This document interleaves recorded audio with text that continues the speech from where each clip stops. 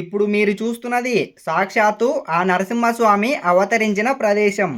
ఇందులోనే నరసింహస్వామి ప్రహ్లాదుడిని కాపాడడం కోసం, హిరణ్యకశిపుణ్ణి చంపడం కోసం చీల్చుకొని వచ్చిన స్తంభం అదే ఈ ఉగ్రస్తంభం. భూమి నుంచి దాదాపుగా 2800 అడుగుల ఎత్తులో ఉన్న ఆ ఉగ్రస్తంభం దట్టమైన నల్లమల్ల అడవుల్లో దాగి ఉన్న అత్యంత పవిత్రమైన స్థలం. ఆ పవిత్రమైన స్థలానికి వెళ్ళాలంటే ప్రాణాలను తెగించాల్సింది. ఎలాంటి గ్రిప్ అయితే లేదనమాట. ఇలా రాళ్లను ఈ చెట్లను పట్టుకొని అయితే పైకెక్కాలి. అంతటి అద్భుతమైన ప్రాంతాన్ని దర్శించాలంటే ప్రాణాలను తెగించి ఆ కొండను పట్టుకొని పైకి ఎక్కాల్సి ఉంటుంది. మనం అక్కడ పొరపాటుగా కాలు జారితే ప్రాణాలు గాలిలోనే కలిసిపోతాయి. ఈ ఉగ్రస్తంభానికి 100 మందిలో కనీసం 10 మంది కూడా ఆ చివరికైతే చేరుకోలేరు. ఎందరో భక్తులు ఈ ప్లేస్కి రావాలనుకుంటారు, కానీ చాలా మంది రాలేరు. మీ అందరి కోసమే నేను నా ప్రాణాలను తెగించి ఈ ఉగ్రస్తంభం పైకి ఎక్కి ఆ చివరి వరకు వెళ్ళి స్వామివారి పాదాలను అయితే మీకు చూపిస్తా. చూస్తున్నారు కదా ఎంత లోతుగా ఉందో ఈ లోయలైతే. కాస్త స్లిప్ అయితే ఎక్కడ ఉంటాం మనకే అర్థం కాదండి. చాలా జాగ్రత్తగా అయితే వెళ్ళిపోవాలి. ఇక్కడ కెమెరా పట్టుకోవడానికి కానీ ఛాన్స్ అయితే లేదు. చాలా జాగ్రత్తగా వెళ్ళాలి. మనం ఇక్కడ నుంచి పొరపాటున కాలు జారి పడితే ఇక గాలిలో కలిసిపోవాల్సిందే. చూస్తున్నారు కదా అక్కడ చివరిలో స్వామివారి పాదాలు అయితే ఉంటాయి. మీకు చివరి వరకైతే ఎలా ఉంటుందో చూపిస్తా. Where are you from sir? Sri Lanka. Sri Lanka? Yes. Local. Hare Krishna. Hare Ram. చూస్తున్నారు కదా ఇక్కడికి శ్రీలంక వాళ్ళు కూడా వచ్చి వెళ్తున్నారండి ఈ ఉగ్రస్తంభం ట్రెక్కింగ్ చేయడానికి. మన తెలుగు వాళ్ళు ఒకటే కాదు, ఇక్కడ శ్రీలంక వాళ్ళు కూడా వచ్చి వెళ్తున్నారు. ఈ ఉగ్రస్తంభం ట్రెక్కింగ్ చేయడానికి మన ఇండియన్స్ ఒకటే కాదండి, ఫారినర్స్ కూడా వస్తున్నారు. చూస్తున్నారు కదా శ్రీలంక వాళ్ళైతే ఇక్కడికి వచ్చి వెళ్తున్నారనమాట. వీడియో అయితే చాలా ఎక్సలెంట్గా ఉంటుంది, లాస్ట్ వరకు అయితే చూడండి. అలానే మా వీడియోస్ని ఎవరైనా కొత్తగా చూస్తుంటే ప్లీజ్ వీడియోని అయితే లైక్ చేసి మా ఛానల్ను సబ్స్క్రైబ్ చేయండి. నేను నా లాస్ట్ వీడియోలో అహోబిలంలో ఉన్న నవ నరసింహస్వామి ఆలయాలను అయితే దర్శించుకున్నా. నవ నరసింహస్వామి ఆలయాలను దర్శించుకుంటూ జ్వాలా నరసింహస్వామి దగ్గరికి అయితే వచ్చాను. ఈ జ్వాలా నరసింహస్వామి దగ్గర నుంచి డైరెక్ట్గా ఉగ్రస్తంభంకి వెళ్ళడానికి దారి అయితే ఉంటుందంట. పదండి లేట్ చేయకుండా ఉగ్రస్తంభంకి అయితే వెళ్ళిపోదాం. ఫ్రెండ్స్ ఇప్పుడు జ్వాలా నరసింహస్వామిని అయితే దర్శించుకున్నాం కదా, ఇక్కడ నుంచి కాస్త ముందుకు వస్తే ఉగ్ర నరసింహస్వామికి దారి అయితే ఉంటుంది. అందులోనే మనం పైకి అయితే వెళ్దాం పదండి. మనం ఇక్కడ జ్వాలా నరసింహస్వామిని దర్శించుకున్నా అక్కడ ఇలానే వెళ్ళొచ్చండి ఉగ్రస్తంభంకి. చూస్తున్నారు కదా ఎలాంటి మెట్ల మార్గం అయితే లేదండి. మనం వీటిని గ్రిప్పుగా పట్టుకొని పైకి అయితే వెళ్ళిపోవాలి. మనకు ఈ జ్వాలా నరసింహస్వామి సన్నిధి వరకు అక్కడక్కడ మెట్లయితే ఉంటాయి. బట్ జ్వాలా నరసింహస్వామి నుంచి ఉగ్రస్తంభం వెళ్ళడానికి ఎటువంటి మెట్ల మార్గం అయితే ఉండదు. చూస్తున్నారు కదా చాలా కష్టంగా ఉంటుందండి. ఆల్మోస్ట్గా మనం ప్రాణాలను రిస్క్లో పెట్టి వెళ్ళాల్సిందే. ఈ జ్వాలా నరసింహస్వామి సన్నిధికి వచ్చిన వారిలో కేవలం 10% మాత్రమే ఈ ఉగ్రస్తంభంకి అయితే వెళ్తారు. దీన్ని బట్టి మీకు అర్థమయ్యి ఉంటుంది ఎంత కష్టంగా ఉంటుందో. చూస్తున్నారు కదా ఎటువంటి దారి అయితే ఉండదు. టోటల్గా ఈ బండారాలను పట్టుకొని మనం పైకి అయితే ఎక్కాల్సి ఉంటుంది. అక్కడ కొందరు ఉగ్రస్తంభంకి వెళ్ళి రిటర్న్ అయితే వస్తున్నారు. చూస్తున్నారు కదా ఎంత ఎత్తులో ఉన్నారో. వారు కొద్దిగా జారి స్లిప్ అయి పడిపోతే మన మీద పడిపోతారు. మనం టోటల్గా లోయలోకి అయితే పడిపోతాము. చూస్తున్నారు కదా అక్కడక్కడ ఇలాంటి తాడైతే ఉంటుంది. దాన్ని గ్రిప్గా పట్టుకొని మనం పైకైతే ఎక్కవచ్చు. ఇలాంటి ట్రెక్కింగ్లకు వెళ్ళేటప్పుడు మీరు డెఫినెట్గా బ్యాగ్స్ని అయితే వెంపటి తీసుకెళ్ళకండి. చూస్తున్నారు కదా మనిషి వెళ్ళడానికి ఎంత కష్టంగా ఉందో, మరి బ్యాగ్స్ తీసుకువెళ్తే ఇంకా ఎంత కష్టంగా ఉంటుందో. 2 చేతులతో ఆ కొండని ఆ తాడును పట్టుకొని ఎక్కడం కాస్త సింపుల్గానే ఉండవచ్చు, కానీ నేను ఒక చేతిలో కెమెరా ఒక చేతితో ఆ చెట్లను పట్టుకొని ఎక్కుతున్నా. నాకైతే చాలా కష్టంగా ఉంది. నేను ఇంత కష్టపడి మీకు చూపిస్తున్నందుకన్నా ఒక లైక్ కొట్టండి. మనం 50% ట్రెక్కింగ్ చేస్తూ వచ్చాక ఉగ్రస్తంభం అయితే కనిపిస్తుందండి. చూస్తున్నారు కదా మన బ్యాక్గ్రౌండ్లో. అక్కడ చివరికి అయితే వెళ్ళాలండి. పదండి లేట్ చేయకుండా వెళ్ళిపోదాం, ఎందుకంటే చీకటి అయితే పడిపోతుంది ఇక్కడ. చూస్తున్నారు కదా మనం ఆల్మోస్ట్గా సగానికి వచ్చాక ఇక్కడ నుంచి చూస్తే ఉగ్రస్తంభం చాలా క్లియర్గా కనిపిస్తుంది. మనం ఇప్పుడు టోటల్గా అక్కడ కనిపిస్తున్న కొండ మీదకి వెళ్ళి ఆ చివరికి అయితే వెళ్ళాల్సి ఉంటుంది. చూస్తున్నారు కదా, ఈ ట్రెక్కింగ్కి వచ్చిన వాళ్ళందరూ చూసుకొని రిటర్న్ అయితే వెళ్తున్నారు. ఇప్పుడు టైం వచ్చేసి ఆల్మోస్ట్గా 4:30 అవుతుంది. Where are you from sir? Sri Lanka. Sri Lanka. Yes. Local. Hare Krishna. Hare Ram. చూస్తున్నారు కదా, ఇక్కడికి శ్రీలంక వాళ్ళు కూడా వచ్చి వెళ్తున్నారండి ఈ ఉగ్రస్తంభం ట్రెక్కింగ్ చేయడానికి. మన తెలుగు వాళ్ళు ఒకటే కాదు, ఇక్కడ శ్రీలంక వాళ్ళు కూడా వచ్చి వెళ్తున్నారు.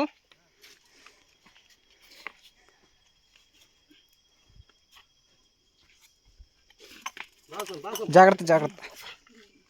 ఈ ఉగ్రస్తంభం ట్రెక్కింగ్ చేయడానికి మన ఆంధ్రప్రదేశ్, తెలంగాణ, మహారాష్ట్ర, కర్ణాటక, తమిళనాడు, అసలు మన ఇండియానే కాదు శ్రీలంక నుంచి వచ్చి ఇక్కడ ట్రెక్కింగ్ చేస్తున్నారు. ఫ్రెండ్స్ చూస్తున్నారు కదా, ఇప్పుడు ఆల్మోస్ట్గా మనం 50% అయితే ట్రెక్కింగ్ చేస్తూ పైకి అయితే వచ్చాం. ఇక్కడ నుంచి ఇంకా 50% అయితే ఉంటుంది. చూస్తున్నారు కదా దారి అయితే ఏ విధంగా ఉందో.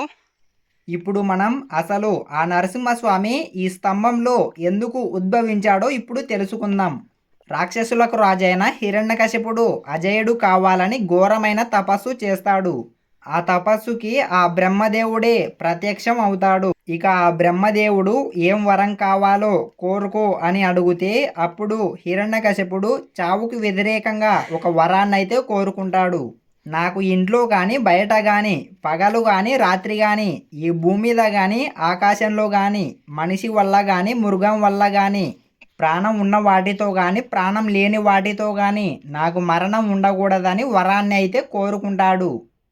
అప్పుడు ఆ బ్రహ్మదేవుడు ఆ వరాన్ని అయితే హిరణ్యకశిపుడికి ప్రసాదిస్తాడు. ఆ ఒక్క వరంతోనే హిరణ్యకశిపుడు ముల్లోకాలకి తిరుగులేనివాడు అవుతాడు.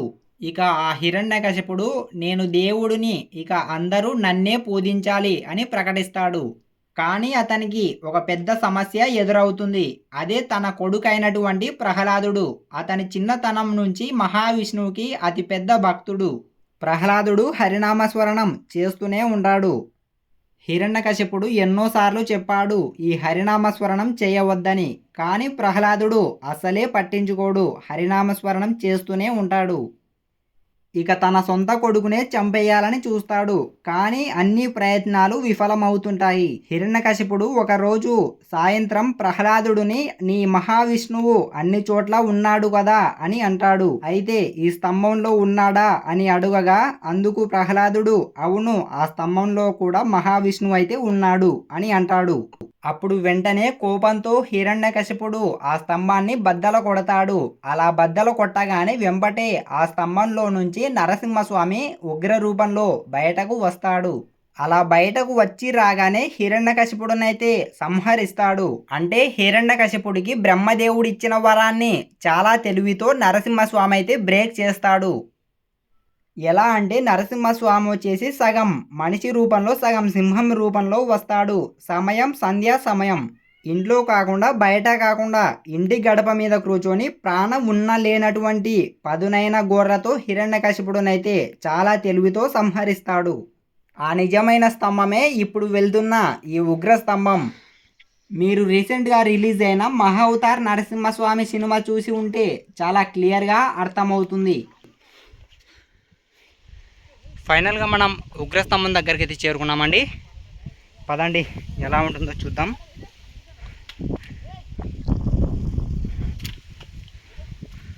చూస్తున్నారు కదా ఎంత ఎత్తైన ప్రాంతానికి అయితే చేరుకున్నాము. ఇక్కడ నుంచే మనకు అసలైన ట్రెక్కింగ్ అయితే స్టార్ట్ అవుతుంది. ఒక కొండ నుంచి మరో కొండకైతే మనం మారాల్సి ఉంటుంది. చూస్తున్నారు కదా ఎంత ఎత్తైన ప్రాంతానికి చేరుకున్నామో. ఇక్కడ నుంచి చూస్తే లొకేషన్స్ అయితే చాలా ఎక్సలెంట్గా కనిపిస్తాయి. ఇప్పుడు మనం ఆల్మోస్ట్గా 2800 అడుగుల ఎత్తులో ఉన్నాము. ఏమాత్రం స్లిప్ అయ్యి కాలు జారిపడినా 2800 అడుగు ఎత్తులో నుంచి లోయలో అయితే పడిపోతాము. సో మనం చాలా జాగ్రత్తగా అయితే వెళ్ళాలి. ఇప్పుడు ఆల్మోస్ట్గా టైం వచ్చేసి ఈవినింగ్ 5 అయ్యింది. ఇక నేనే లాస్ట్ అని ఇక్కడ ఉన్న అన్న వాళ్ళైతే చెప్తున్నారు. తమ్ముడు నువ్వు సింగిల్గానే వచ్చావు కదా, స్వామిని దర్శించుకొని త్వరగా వచ్చేయి, అందరం కలిసి కిందకైతే వెళ్ళిపోదామని చెప్తున్నారు. ఎందుకంటే ఇక్కడ నుంచి కిందకి వెళ్ళడానికి ఎంత లేదన్నా 1.5 గంట టైం అయితే పడుతుంది. అందుకు నువ్వు సింగిల్గా అయితే ప్రాబ్లం అవుతుంది, మాతో పాటు వచ్చేయని చెప్తున్నారు.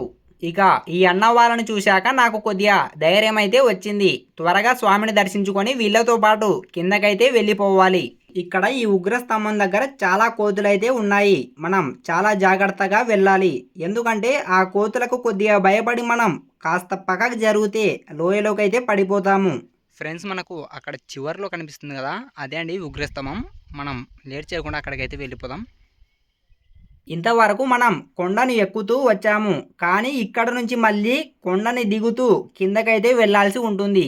చూస్తున్నారు కదా, అక్కడ చివరిలో కొండ అంచుల్లో ఉందండి ఉగ్రస్తంభం. అక్కడే స్వామివారి యొక్క పాదాలైతే దర్శనమిస్తాయంట. ఎటువంటి మెట్ల మార్గం అయితే లేదు. కాస్త స్లిప్ అయితే ఎక్కడ ఉంటామో మనకి అర్థం కాదండి. చాలా జాగ్రత్తగా అయితే వెళ్ళిపోవాలి.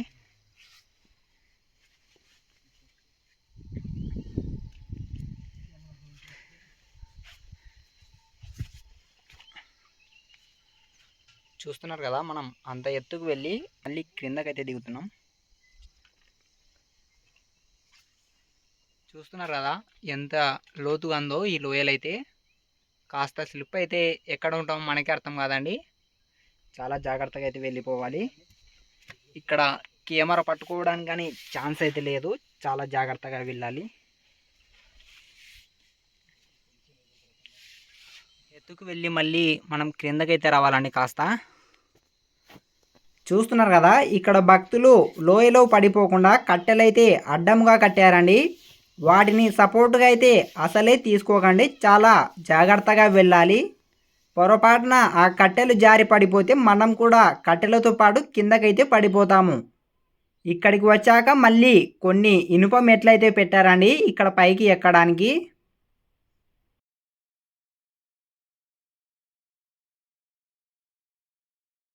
ఫ్రెండ్స్, మనమైతే ఫైనల్గా ఉగ్రస్తంభం దగ్గర అవుతున్నాం. చూస్తున్నారు కదా, ఇక్కడికి 100 మందిలో 10 మంది కూడా చేరుకోలేరండి. చూస్తున్నారు కదా, నరసింహస్వామి పాదములు అండి ఉగ్రస్తంభం. చూస్తున్నారు కదా, ఇక్కడ మనం నరసింహస్వామి యొక్క పాదాలను అయితే దర్శించుకోవచ్చు. ఈ పాదాలను దర్శించుకొని ఇక్కడ కొద్దిగా ముందుకు రాగానే ఈ కొండ అంచులో ఈ స్వామివారి యొక్క శ్రీచక్రం అయితే ఉంటుంది. అది కూడా మనం దర్శించుకోవచ్చు. ఫ్రెండ్స్, ఇంతవరకు ఈ వీడియోకి లైక్ చేయకపోతే లైక్ చేయండి. ఇలాంటి మరిన్ని వీడియోస్ కోసం మా ఛానల్ని అయితే సబ్స్క్రైబ్ చేయండి. నెక్స్ట్ వీడియోలో మళ్ళీ కలుసుకుందాం. Thanks for watching. ఫ్రెండ్స్, పోయేటప్పుడు అయితే సింగిల్గానే వెళ్ళా.